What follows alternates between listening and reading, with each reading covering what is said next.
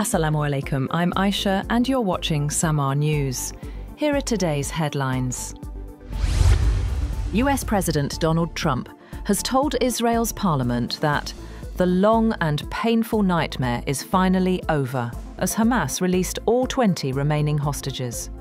Addressing the Knesset, Trump declared that the forces of terror had been defeated and called it a new beginning. Meanwhile, President Trump has said that Washington is ready to strike a deal with Iran whenever Tehran is prepared.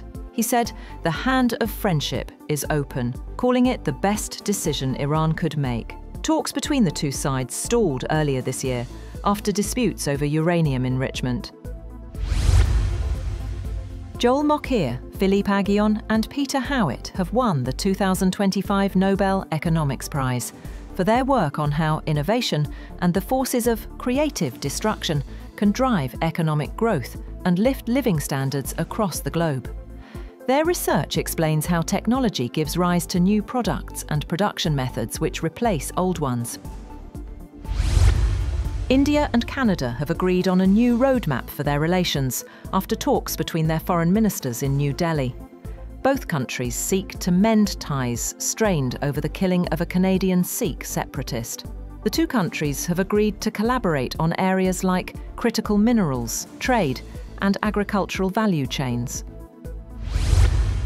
Israeli Prime Minister Benjamin Netanyahu will not attend Monday's summit on ending the Gaza war in Egypt, after Cairo earlier announced he would take part. Netanyahu's office says he was invited by US President Donald Trump to participate in the meeting in Sharm el-Sheikh, but declined due to the timing's proximity to the beginning of a Jewish holiday. Hamas fighters have been seen deployed across Gaza as the release of hostages began. US President Trump has urged Hamas to disarm under the peace deal. US President Donald Trump has questioned whether former British Prime Minister Tony Blair should serve on a new Board of Peace to oversee governance in Gaza. Trump says he's always liked Tony Blair, but wants to ensure he's an acceptable choice to everyone amid ongoing criticism of Blair's role in the Iraq War. The Chaman border crossing between Pakistan and Afghanistan remains completely closed for the second consecutive day, as tensions soar following deadly cross-border clashes. The closure has halted all transportation and trade activities, according to security sources.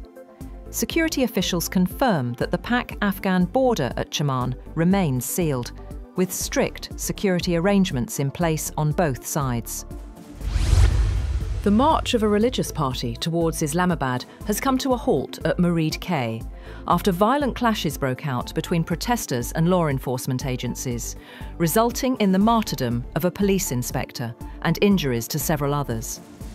Police say the protesters used stones, nail-studded sticks and petrol bombs, leading to indiscriminate firing that injured both civilians and security personnel. French President Emmanuel Macron has reappointed Sébastien Lecornu as Prime Minister, unveiling a new government ahead of the 2026 budget deadline. The move follows a week of political turmoil and aims to restore stability amid growing tensions in France. South Korea is in talks with the United States to establish a bilateral foreign exchange swap line as part of a broader trade deal. The discussions come amid concerns that proposed US investments could impact South Korea's currency market. Gold prices have surged to a record high, driven by renewed US-China trade tensions and expectations of Federal Reserve rate cuts. Safe haven demand pushed spot gold up 1.5% to over $4,067 per ounce. Silver also climbed to a new record peak. That's all for now. For more updates, visit www.samaa.tv. Thank you for watching Samaa News.